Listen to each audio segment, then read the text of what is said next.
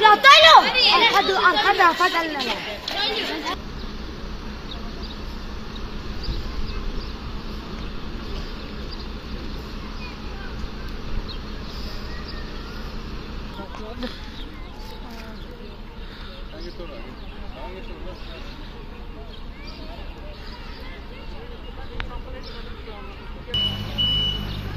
Böyle silah koymuşlar ya. Yani hala seni ağzına olur diye. Ben İstanbul'da bu yaşında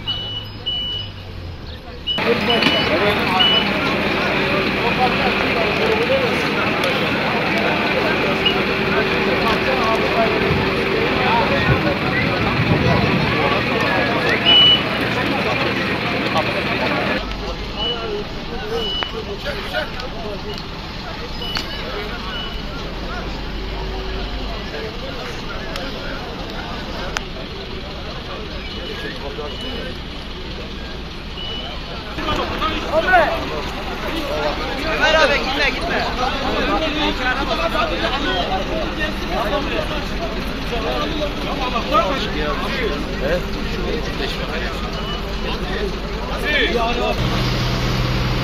Yukarı çıkmayı lan ne? Pencereden çıkayım mı var?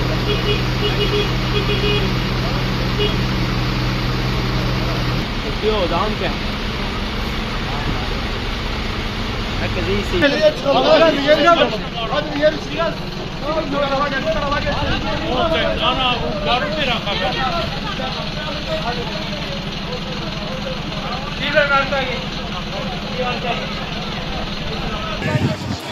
Bunlar şey yapıyorlar, böyle tiyatro yapıyorlar içeride. Ambulans geliyor. Buraya var 2 tane önde.